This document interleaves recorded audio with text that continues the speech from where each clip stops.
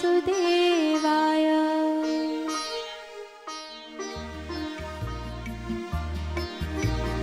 अथ पंचमोऽध्यायः। ॐ श्री परमात्मने नमः। अथ पंचमोऽध्याय कर्म संन्यास योग। अर्जुन उवाच संन्यासं कर्मणा कृष्ण पुनर्योगं च संससि यच्छेययतुरं तन्मे वृन्निषु निश्चितम्। अर्जुन कहिले हे कृष्ण ଆପଣ କର୍ମମାନଙ୍କର ସନ୍ନ୍ୟାସକୁ ପ୍ରଶଂସା କରୁଛନ୍ତି, ପୁଣି କର୍ମଯୋଗରେ ମଧ୍ୟ ପ୍ରଶଂସା କରୁଛନ୍ତି। ଏ ଦୁଇଟି ମଧ୍ୟରୁ ଯେଉଁଟି ମୋ ପାଇଁ ସୁନିଶ୍ଚିତ ଭାବରେ କଲ୍ୟାଣକର, ମୋ ପାଇଁ ସୁନିଶ୍ଚିତ ରୂପେ କଲ୍ୟାଣକର ସାଧନ ହେବ ତାହା କୁହନ୍ତୁ। କଲ୍ୟାଣ श्री भगवान उवाच संन्यास कर्मयोगश्च निःश्रेयसकर उभौ तयोषु कर्म संन्यास कर्मयोग विशिष्यते।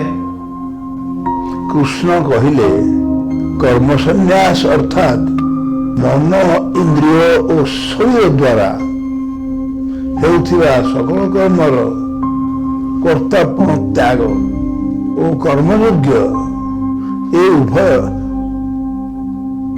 ପରମ କଲ୍ୟାଣକର। କିନ୍ତୁ ଏ ଦୁଇଟି ମଧ୍ୟରୁ ବି କର୍ମ ସନ୍ନ୍ୟାସ ଅପେକ୍ଷା ସାଧନାରେ ସୁଗମ ହୋଇଥିବାରୁ କର୍ମଯୋଗ ଶ୍ରେଷ୍ଠ। स नित्य संन्यास यो नो देष्टि कांक्षति निर्द्वन्द्वो हि महाबाहो सुखं बन्धात् प्रमुच्यते। हे अर्जुन, ଯେଉଁ ପୁରୁଷ କାହାଠାରେ ଦ୍ୱେଷ ରଖନ୍ତି ନାହିଁ କି କିଛି ଆକାଂକ୍ଷା କରନ୍ତି ନାହିଁ, ସେହି କର୍ମଯୋଗୀ ନିତ୍ୟ ସନ୍ନ୍ୟାସୀ ବୋଲା ଯିବାର ଯୋଗ୍ୟ। କାରଣ ରାଗ ଦ୍ୱେଷ ଆଦି ଦ୍ୱନ୍ଦ୍ୱରୁ ରହିତ ପୁରୁଷ ସୁଖପୂର୍ବକ ସଂସାର ବନ୍ଧନରୁ ମୁକ୍ତ ହୋଇଯାଆନ୍ତି। सांख्य योगौ प्रगल्भार प्रबद्धन्ति न पंडिता एकमप्यास्थितः सम्यक् भुवयोगे फलम्। ଉପରୋକ୍ତ ସନ୍ନ୍ୟାସ ଓ କର୍ମଯୋଗକୁ ଲୋକେ ପୃଥକ ପୃଥକ ଫଳଦାତା ବୋଲି କହନ୍ତି, କିନ୍ତୁ ପଣ୍ଡିତମାନେ ସେପରି କହନ୍ତି ନାହିଁ। କାରଣ ସେହି ଦୁଇଟି ମଧ୍ୟରୁ କୌଣସି ଗୋଟିକରେ ବି ସମ୍ୟକ୍ ଭାବରେ ଅବସ୍ଥିତ ହୋଇଥିବା ପୁରୁଷ ଉଭୟର ଫଳରୂପକ ପରମାତ୍ମାକୁ ପାଇଯାଆନ୍ତି। यस्नाख्यो प्रप्यते स्थानं तच्चोगौरपि गम्यते एकं संख्य च योगं च यः पश्यति स पश्यति। ଜ୍ଞାନ ଯୋଗୀ ମାନଙ୍କ ଦ୍ୱାରା ଯେଉଁ ପରମ ଧାମ ପ୍ରାପ୍ତ କରାଯାଏ, କର୍ମଯୋଗୀ ମାନଙ୍କ ଦ୍ୱାରା ମଧ୍ୟ ସେହି ପରମ ଧାମ ପ୍ରାପ୍ତ କରାଯାଏ। ତେଣୁ ଯେଉଁ ପୁରୁଷ ଜ୍ଞାନ ଯୋଗ ଓ କର୍ମଯୋଗ ଫଳ ରୂପରେ ଏକ ବୋଲି ଦେଖନ୍ତି, ସେ ଯଥାର୍ଥ ଦେଖନ୍ତି। संन्यासस्तु महाबाहो दुःखमप्तु स योगतः योगयुक्त मुनिर्ब्रह्म न चिरेणागच्छति। କିନ୍ତୁ ହେ ଅର୍ଜୁନ, କର୍ମଯୋଗ ବିନା ସନ୍ନ୍ୟାସ ଅର୍ଥାତ୍ ମନ ଇନ୍ଦ୍ରିୟ ଓ ଶରୀର ଦ୍ୱାରା ହେଉଥିବା ସକଳ କର୍ମରେ କର୍ତ୍ତାପଣ ତ୍ୟାଗ କରିପାରିବା କଠିନ ଏବଂ ଭଗବତ ସ୍ୱରୂପ ମନନ କରୁଥିବା କର୍ମଯୋଗୀ ପରମ ବ୍ରହ୍ମ ପରମାତ୍ମାକୁ ଶୀଘ୍ର ହିଁ ପାଇଯାଆନ୍ତି। योगयुक्त विशुद्धात्मा विजितात्मा जितेन्द्रिय सर्वभूतात्मा भूतात्मा कुर्वन्नपि न लिप्यते। ଯାହାଙ୍କ ମନ ନିଜ ବଶରେ ଥାଏ ସେ ଜିତେନ୍ଦ୍ରିୟ ଓ ଯାହାଙ୍କ ଅନ୍ତଃକରଣ ବିଶୁଦ୍ଧ ଏବଂ ସକଳ ପ୍ରାଣୀଙ୍କର ଆତ୍ମରୂପ ପରମାତ୍ମା ହିଁ ଯାହାଙ୍କର ଆତ୍ମା ସେହି କର୍ମଯୋଗୀ କର୍ମ କରୁଥିଲେ ମଧ୍ୟ କର୍ମରେ ଲିପ୍ତ ହୁଅନ୍ତି ନାହିଁ। नैव किञ्चित् करोमाति युक्तमन्योति तत्त्ववित् पश्यन् शून्यं स्वसञ्जीवन् गच्छन् स्वोपञ्जश्वसन् प्रणपन् विसृजन् ब्रूहन् निषिन्नमान् सन्नपि इन्द्रियाणीन्द्रियार्थेषु वर्तन्ते इति धारयन्।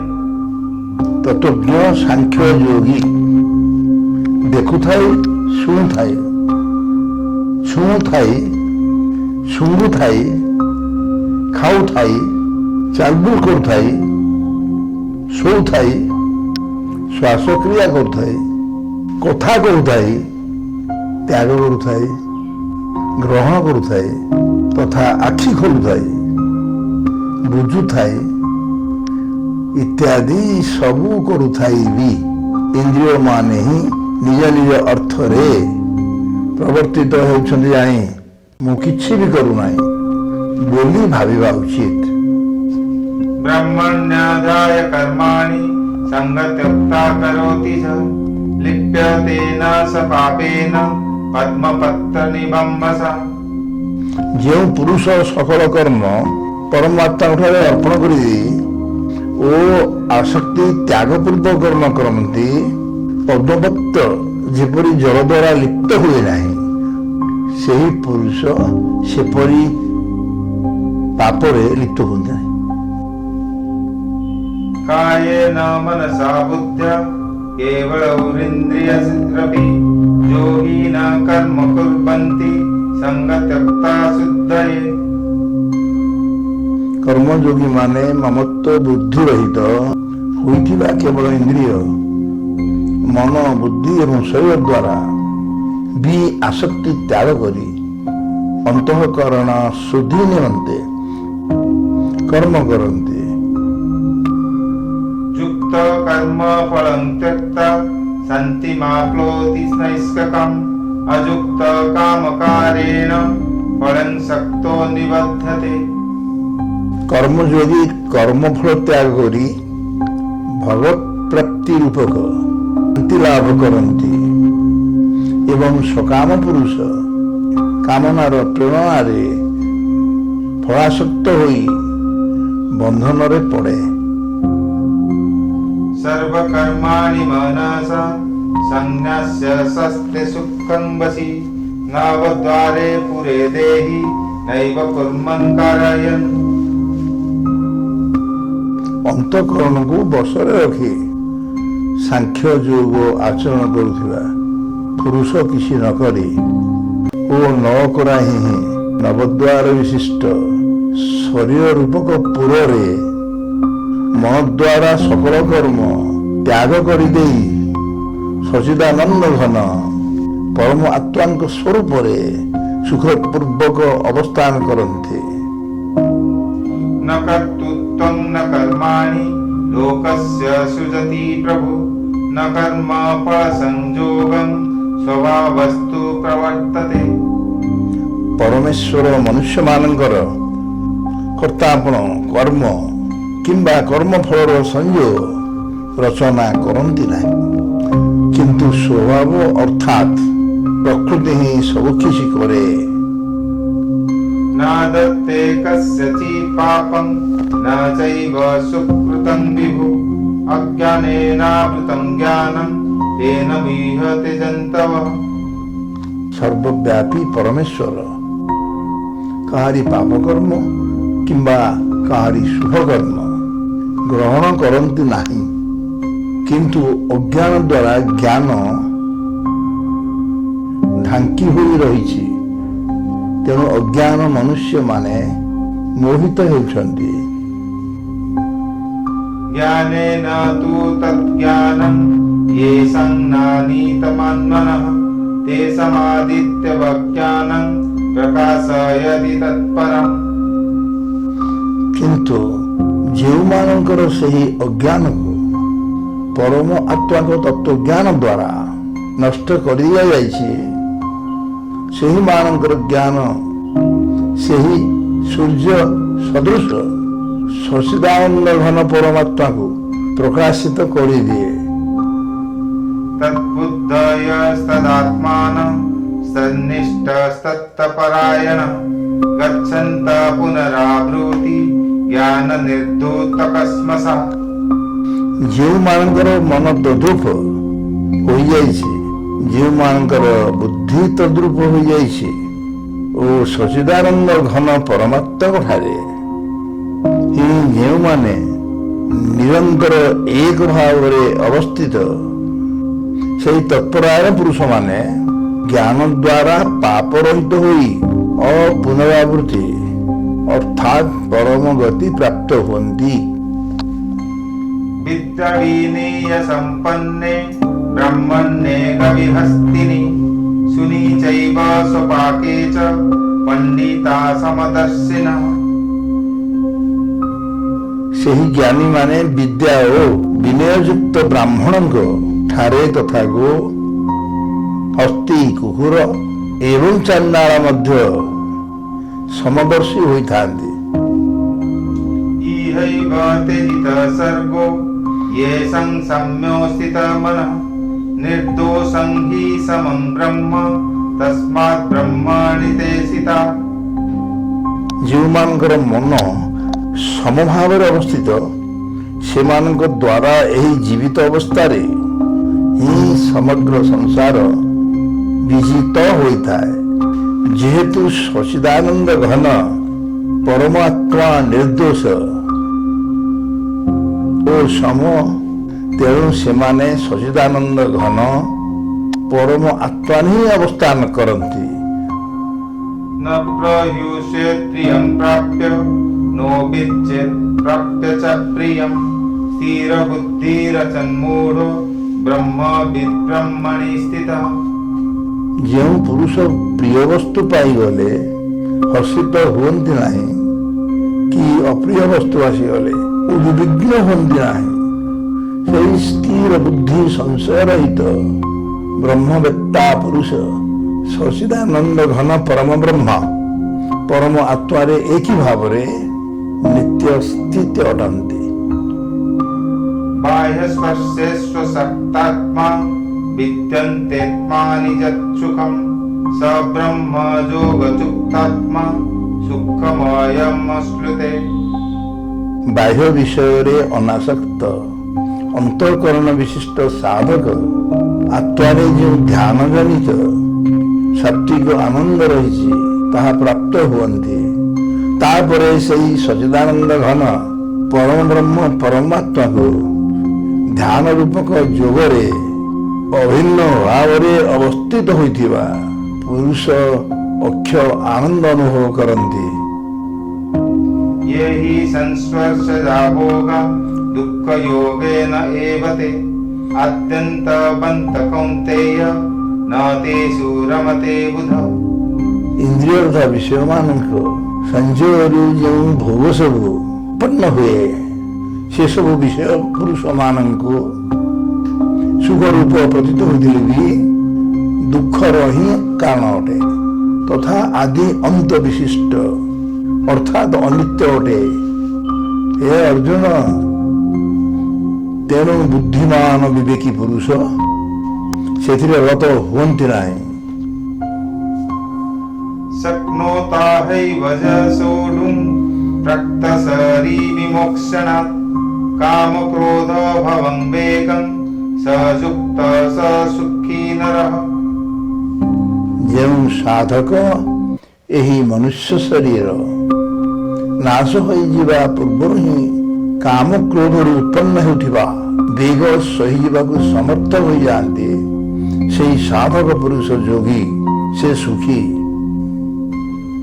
यन्तो सुखं तरारात्मा सतं ज्योतिर्भवः च स योगी ब्रह्म निर्वाण ब्रह्मभूतोऽधिगच्छति। ଯେଉଁ ପୁରୁଷ ବ୍ରହ୍ମ ଭିନ୍ନ ଅନ୍ୟ କିଛି ନାହିଁ ବୋଲି ନିଶ୍ଚୟ କରି ସର୍ବବ୍ୟାପୀ ଅନ୍ତରାତ୍ମାରେ ହିଁ ସୁଖ ଲାଭ କରନ୍ତି, ସଚିଦାନନ୍ଦ ଘନ ପରମ ବ୍ରହ୍ମ ପରମ ଆତ୍ମାଙ୍କ ସହିତ ଏକାକୀ ଭାବପ୍ରାପ୍ତ से ही सांख्य योगी शांत ब्रह्म को प्राप्त होते। लभन्ते ब्रह्म निर्वाण मूषयसीण कस्मसा छिन्नद्वैता यदात्मानं सर्वभूत हिते रतः। जो मानकर सकल पाप नष्ट हो जाइछि, जो मानकर सकल संशय ज्ञान द्वारा निवृत्त हो जाइछि, जो माने सकल प्राणी को हितरे रत एवं जो मानकर विजित मन निश्चय भाव परम आत्मारे अवस्थित सही ब्रह्मवेत्ता पुरुष माने शांत ब्रह्म को प्राप्त हुअन्ति। काम क्रोध वियुक्तानां जतीनां च चेतसम् अभीतो ब्रह्म निर्वाणं वर्तते विदितात्मनां। काम क्रोध रहित विजित चित्त एवं परम ब्रह्म परम आत्मा को साक्षात्कार करिथिबा ज्ञानी पुरुष मानक पाई सकल दिगरे शांत परम ब्रह्म परम आत्मा ही परिपूर्ण रूपे रहितान्ति। स्वस्सं कुत्वा बहिर्वायं शैवान्तरे भुः प्राणपानो समो कृत्वा नासभ्यपन्तचारिणो जतेन्द्रियं मनोबुद्धि मुनिर्क्योमपरायणः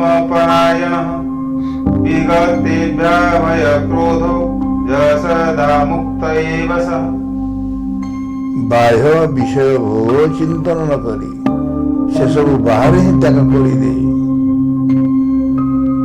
एवं नेत्र दृष्टि मुद्र मध्यवर्ती स्थान निविद्ध करी नासिका द्वयर अभ्यंतर विचरण करुथिबा प्राण और अपान वायु को समगति कराई जो मुख्य परायण मुनि निरंतर परमेश्वर स्वरूप को मनन करुथिबा पुरुष मन बुद्धि और इंद्रिय मान को संयत करिथांती। इच्छा भय और क्रोध रहित होइथिबा सेही मुनि सर्वदा मुक्त ही अटंती। भोक्तारं जज्ञतपसं सर्वलोके महेश्वरं सर्वभूत सर्वभूतानां ज्ञत्वा मां शान्तिमुच्यते।